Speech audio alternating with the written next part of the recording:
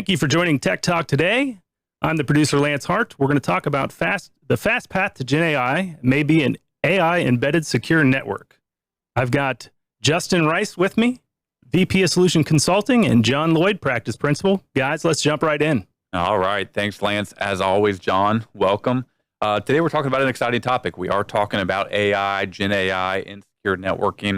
You know, you and I have spoken a number of times about this topic. And even in one previous Tech Talk, we kind of started laying out and you kind of coined this, AI from within and AI from without. So let's start there. Let's level set there what you mean by that, and we'll dive into the nuances around secure networking. Yeah, unfortunately, none of our clients have asked about AI. Oh, and it's literally all we talk about for the last year. Literally 100% of organizations I've talked to, I always ask the question, are you under pressure internally, externally? Are you under pressure to have an AI strategy? And 100% of organizations have said yes. And so we start to break down, part of it is solving the business need.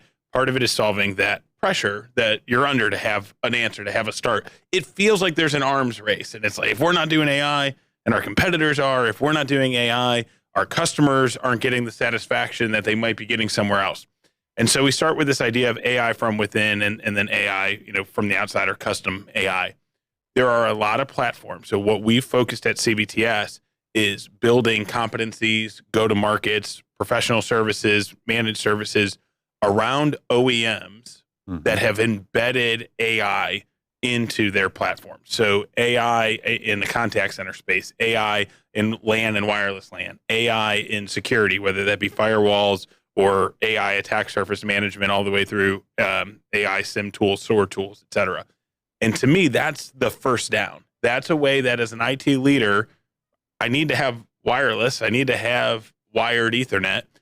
I have a way that I can partner with CBTS and I can partner with the right OEMs to start to build an AI strategy and deploy AI. So when somebody comes to me and says, what's your AI strategy? Great. What we've done is overhauled our entire wireless and wired switching network. We've put in Juniper Mist and their Marvis platform. We've started to see a reduction in tickets. We've started to see, we'll talk through some of these capabilities, but that's what I mean by AI from within. It's within the tech stacks we're already buying. It's choosing the right platforms and the right technology. Yeah, no, certainly. You bring up Juniper Mist, and that's a great segue into this, because at CBTS, we've been doing managed network services for a really long time. Over the last 6 or 7 years, we've coined something called network as a service. And in order for that service to evolve, you a lot of times have to adopt new features and functionality. Well, AI is the next wave of that. And I've been really interested in the kind of secure networking space, both on the security side, LAN, wireless LAN, about the adoption of the AI within that platform.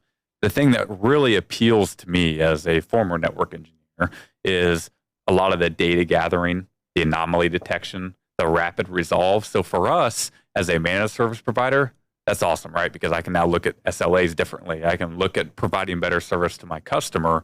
But I've also seen internally organizations who manage their own IT infrastructure, they're wanting to adopt some AI ops strategy as well related to their network. What do you think? Yeah, as much as you love to get out of bed at midnight for an alarm and grep through a bunch of logs and pull a bunch of Wireshark and try to find the needle in the haystack, it's a lot better when that alarm goes off and you're presented with a root cause analysis, when you're presented with threading, right, which is my event correlation is another way to call it.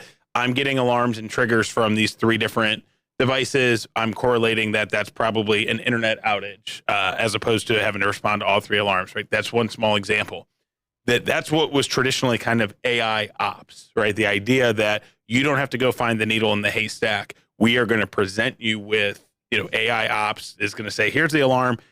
We saw these alarms from 4 different things. We can correlate that into a high probability that this is where you should go look. Now we're going to the step further, and this is the AI from within with the right platform. You're not even getting out of bed at midnight because it's already made those adjustments, whether it's a NAT timer mismatch, whether it's DHCP scoping issues, these small, call it tier 1, tier 2 sort of common network issues getting resolved, missing VLANs, those sorts of things. And so now it's not even getting that alarm. That's the new frontier. Yeah, I mean, I think about like in Juniper and their wireless, so they have something called radio resource management for wireless assurance, right? What they do, which is really interesting, is they're going to, through a period of time and called a 24-hour window, they're going to see what issues exist on the network, and they're going to log those. That night, they're going to now fix those issues with their AI, now create another snapshot. And they're doing all of that transparent to the user because it's fixing, it's doing some of that self-healing stuff through their wireless technology. Now you can start to see that come through into routing and otherwise, where it's looking at snapshots in time, fixing those things, but also the data collection piece is incredibly interesting to me because a lot of this real-time packet capture stuff that it's doing allows you to now detect anomalies. And that is one of the probably best use cases I've seen with AI networking is that anomaly detection piece where it's going to say, ding, ding, ding, I see a lot of alarms that normally aren't there. Let me dig into that, do a root cause analysis really quickly because it has a baseline of information. To me, that's one of the most powerful use cases I've seen in AI so far. What do you think? Yeah, when you think about, like you said, like it's capturing a PCAP and storing it and saving it. I think we've all been there where it's like, hey, I'm experiencing this behavior. Okay, let me try to replicate it. I'll try to replicate it in a lab. I can't replicate it. Call me again the next time it happens. I need to have the exact date and time. Maybe I just run a PCAP endlessly until it happens again, and I'm lucky enough to catch it. So that's the thing. Like, we're not replacing a network engineer's job. We are making a network engineer's job far easier. There's things you like to do as a network engineer, and there's things that are really annoying. PCAPs, typically, I would put into the annoying bucket. Midnight alarms, I'd put into the annoying bucket. Trying to go after the it's not working or it's running slow, right? And I think that's the concept of network observability. And, so we partner a lot with Palo Alto. So ADEM, the Autonomous Digital Experience Manager, the concept of across my network. So we've been talking about how Juniper is bringing AI into the LAN, the wireless LAN, that's making this experience great. Majority of people, though, connecting to your wireless LAN and your LAN are connecting to applications like Microsoft Teams. They're connecting to applications out over the wire across your overlay, your SD-WAN overlay, back to whether it's your SASE POP and natting out to the world or your data center, depending on your design. And so I think that to me is the capability to say, hey, this application, I get it's performing slowly, but it's not our fault. We're actually able to see each hop along the way and say it's in the carrier network. It's after it leaves our network. So it's that mean time in my network, it's self-healing, it's root cause analysis, but it's also having the AI tools to be able to see that entire journey of the packet to get that mean time of innocence when it is out of our control. Absolutely. And you think about like the OSI model and how you troubleshoot a network, starting at layer one, the physical layer, and moving your way up. What we see around AI and the functionality, the user interface, and all of those things is it speeds up your time troubleshooting layer 1, 2, 3, and allows you to work on more complex problems when you're troubleshooting up at the application layer, if necessary, which is incredibly interesting about it all. How do you remember the 7 layers of the OSI model? What's your anagram? Oh man, I forget what I used to use. Please do not tell salespeople anything. That's so for those watching, put one in the chat on LinkedIn if you've got a good one. Well, speaking of LinkedIn, so if anybody who's watching has a question as we talk through this, please put it in the chat. Our producer Lance here will put it up on the screen. We'll be able to reach those in real time. Yeah. So we've talked about anomaly detection. We talked about real-time troubleshooting. Why don't we shift gears a little bit to the kind of GenAI, the conversational AI piece of all of this? A lot of us, when we first started playing with AI technologies, it became like, oh, good, I can chat and it's now a replacement for search. And then we started, okay, prompt engineering is a real thing. How I interact with a large language model has really shifted over the last, call it 6 months to a year. We're seeing our OEM partners develop some sort of chat bot that sits on top of their network technology. Tell me about what you're seeing in the marketplace and why that's relevant for our customers. So a lot of the OEMs, call it 2016, 2017, went out and started selling the single pane of glass story, right? Yep. One pane of glass for all your networks, give me your switching, give me your edge firewalls, give me your APs. I'm going to put everything in one pane of glass, except that pane of glass could show 20 networks on a screen. So when I've got 100 sites, 200 sites, 400 sites, 1,000 sites, do I have one pane of glass? Like, because I'm just clicking through trying to find problem child. And so for me, having that, language interface, so Marvis in the Juniper world, being able to say, Marvis, show me my 5 worst performing wireless sites and have it interact, or show me store 75 and have it go and do that. Like that, to me, being able to interact with the GUI, with the single pane of glass in human terms, and then to be able to go, is that normal? What is the latency? How long has this been going on? Rather than clicking through screen by screen by screen by screen, being able to just ask questions in that model and that overlay, it's just a time saver to get to the data that you needed to get to. It's just getting it faster. Yeah, I mean, for me to be able to interface with a chat virtual assistant or Marvis, VNA, something like that, to be able to say, hey, tell me where my top issues over the last 30 days were, the risks with those issues, help me prepare that in an executive presentation. And it's going to give you all of that information that you can now run to your executive team and say, listen, I either need investment or I need a maintenance window. I need these, I need to take action here based off of this information, and it allows you to interact with that, to your point, in human terms. Yeah, and it allows, like, I had a very large customer, over 50,000 employees. It's a very large organization.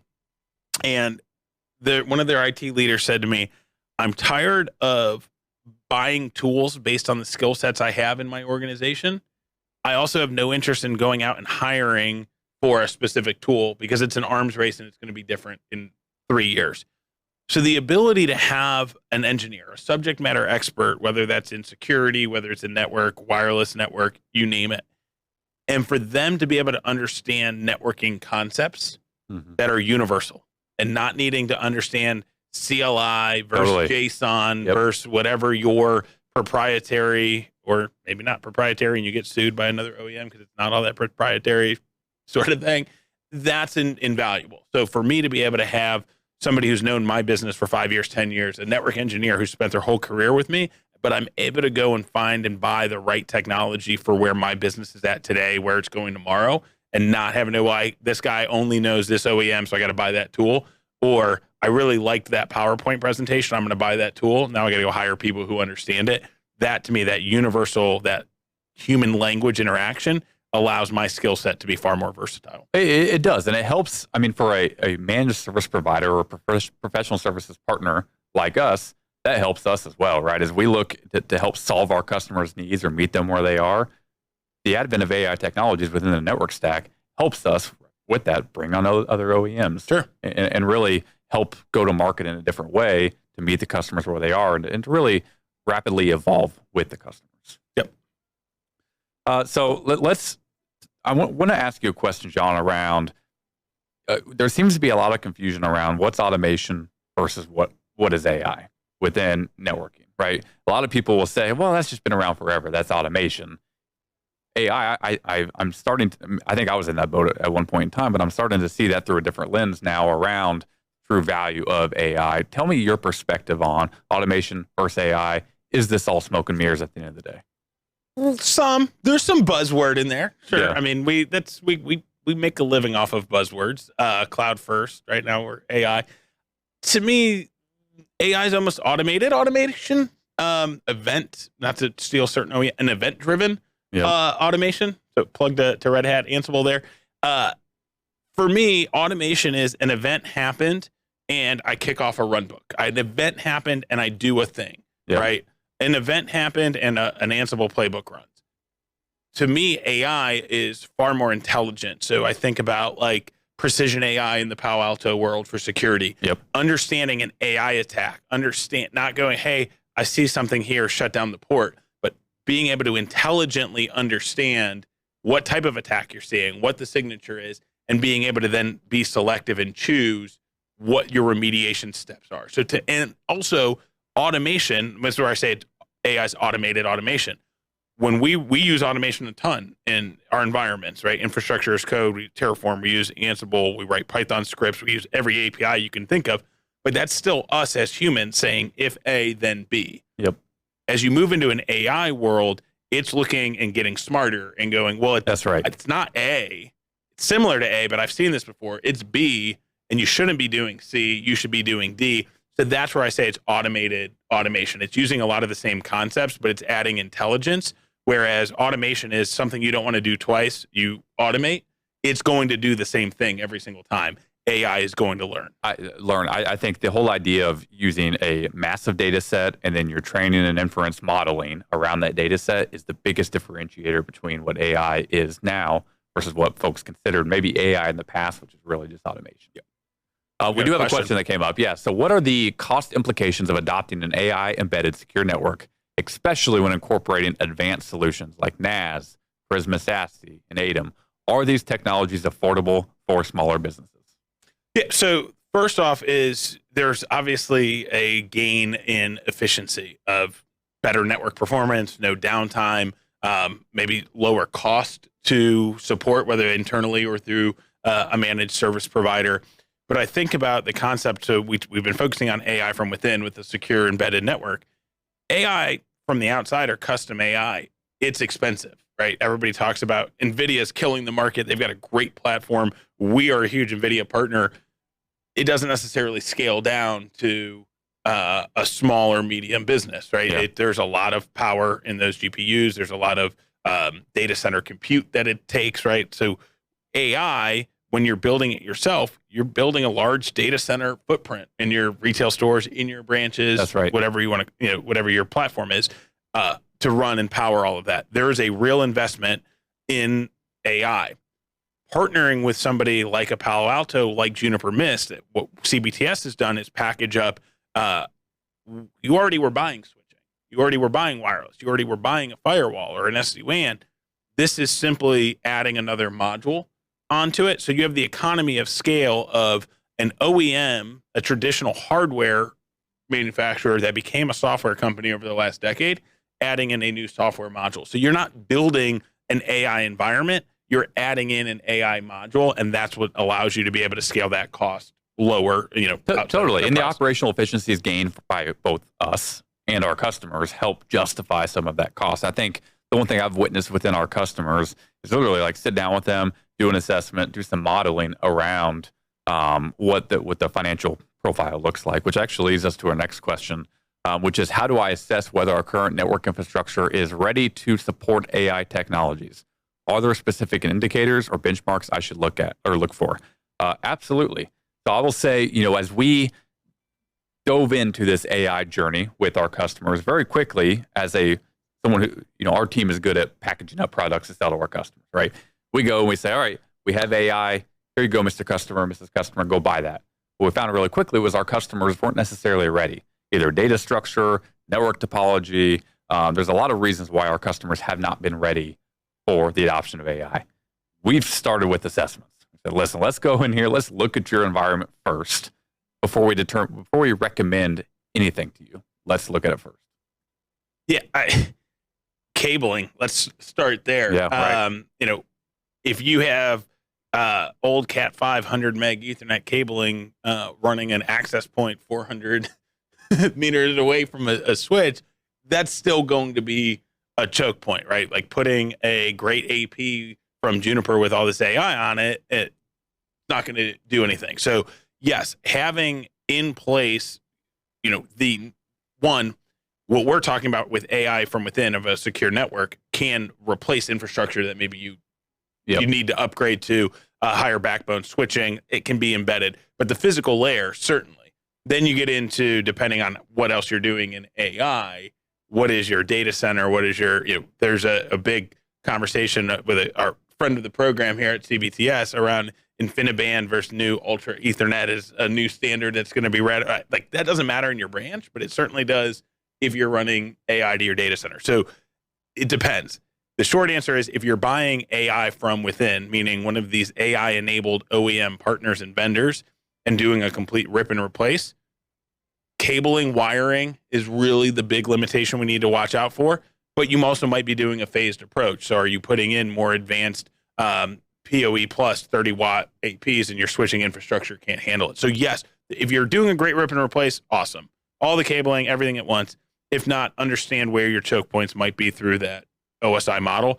If you're doing AI more from the outside, custom AIs, the Copilots, the NVIDIAs of the world, things that you're building yourself, that you're going to need supercomputing, you're building your own LLMs, that is a much different, understand your data center power, cooling, cabling, data center space. That footprint is going to grow and grow and grow. Yeah. Well, thanks, John. The next question we have is, we have a traditional network infrastructure in place. How difficult is it to integrate an AI-ready secure network? Are there any strategies for a smooth transition? So you just talked about it can be hard depending on what you're trying to do and how much you need to invest. And doesn't have to be, but I'd like you to focus on, John, if you wouldn't mind, like what our friends at Palo Alto are doing with the cloud. Yeah. And talk through that. So ideal world, go to your CFO, ask for a blank check and unlimited resources and swap everything overnight in a hot cut. Real world, this is a multi-year journey, both financially as well as operationally, disruption to the business. Where is your biggest risk of where can AI benefit the most? And to me, that's really in the security stack. So your network team already exists, whether it's your in-house or your managed service provider. They're already used to troubleshooting and these sorts of things. But what's probably newer is your security environment. You probably don't have as mature of a SOC, or they're not responding as quickly. So being able to put in like Prisma Access, so Palo SASE, that integration point to the internet, that firewall as a service, DLP, CASB, as well as pairing that with Precision AI and the XIM platform from Palo. So running your SOC to be able to do event correlation, threading. All of a sudden, if you can use AI to not have 10,000 alerts come in, but have 800 alerts in a month because it's doing that correlation of where the logs are coming from. So I think it can be the most impactful. A lot of organizations are still adopting the CAGR around intelligent AI SOC and XIM for Palo and Palo Prisma for SASE. I think everybody's already got wireless and switching. So if you were looking to make the most immediate impact, I would look at SASE with Prisma Access, and I would partner with CBTS, shameless plug, but I would look at AI embodied or enabled SOC services like XIM, and then work down the network stack. So I would start with security because I think it's the most immature of most organizations. Yeah, totally agree. All right, next question. You mentioned Palo Alto's ADEM and Juniper Mist with Marvis. Are there any other AI embedded networking solutions I should look at? Absolutely. The most. Here's the great part about the space that we sit in, one of which is CBTS. We kind of get to be Switzerland and represent a lot of different technologies to our customers, right? We're also in this great time of technology innovation where we're going to see a lot of leapfrogging happening with all of these partners. For example, we were just at a Cisco Partner Summit a couple weeks ago. They're doing a lot of great things with AI. They're going to embed AI into things like Meraki, Catalyst, the data center. AI is going to be core to their offering. We talked about Palo Alto, Juniper. HPE is about to complete a transaction with Juniper. I'm sure we're going to see some of that stuff in Aruba. So it's going to be a bunch of leapfrogging, and us as a service provider and our customers get to benefit from all of that. Certainly, it's an arms race, whether it's self-development, whether it's acquisition, as you mentioned. Like everybody, I think Cisco Meraki's got a beta, public beta coming out at the end of this month around some of these same technologies. What they do with Hypershield, with their security platform at Cisco, their AI Hypershield is a great platform. It is going to be, I think, how are they packaging? How are OEMs understanding? The world is moving to AI and platformization. Yep. And how are OEMs going to create a compelling story? I think we did a tech talk, like the average company has like 70 different security SKUs from 30 different providers. Yep. What are OEMs going to do to create a seamless experience through their stack and create that platformization? That's what ultimately is going to win the day because they have unlimited resources, and it is going to be an arms race. Yeah, no, very good. All right. Next time check, by the way, we are going to wrap up here in about 5 minutes. So if you have any questions, please get them in. The next question we have is, what steps can organizations take to ensure data privacy and compliance with regulations like GDPR while implementing AI solutions that require large data sets? That's a very complex answer.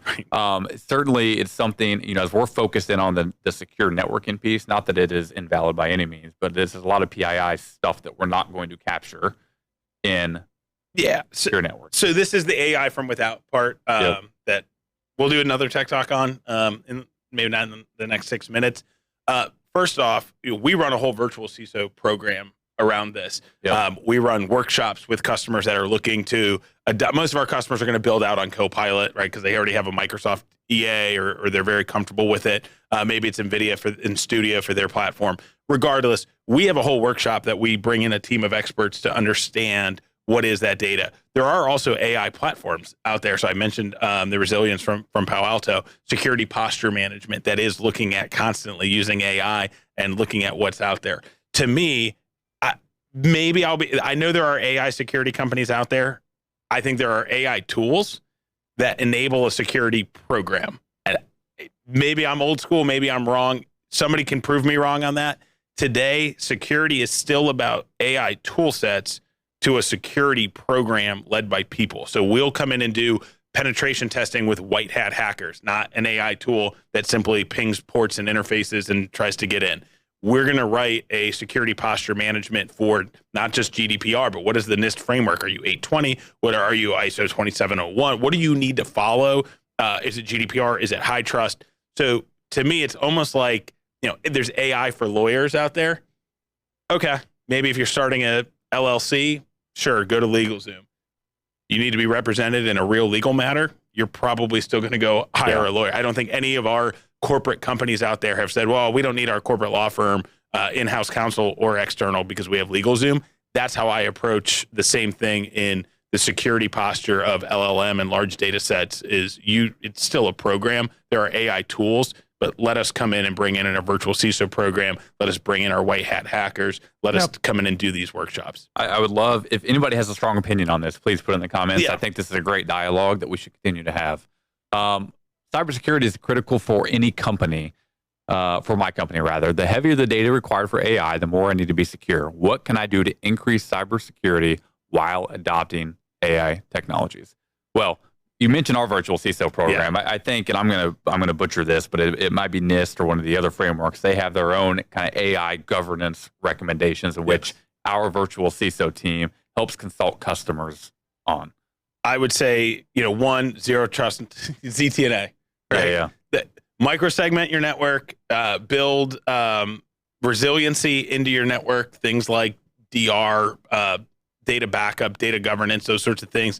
And to your point, trust the frameworks. Especially, there is a lot of consolidation right now across different industries of private equity and having all these different portcos. Create a standard and execute on that across. But I think in partnership, we partner a lot with the FBI and other government agencies that we use to help kind of craft and create our frameworks. But there are, crowdsource it. There are trusted experts from the IEEE and all the different security, SSPs and things like that. These frameworks exist, or is a framework specifically for AI that I would adopt, but inspect what you expect. So to me, it's zero trust, it's microsegmentation, it's following these well-adopted, well-accepted frameworks, and then always inspecting what you expect quarterly, annually, whatever your audits are. Yeah, listen, very good, Jon, and thank you. And we are about to wrap up here on time. So Lance, before we move on, any final questions coming through? No. All right. Well, listen, talking about AI is obviously very interesting. We had a lot of great questions today. We'll continue to do these podcasts or tech talks. Jon, as always, thank you for being here today. And until next time.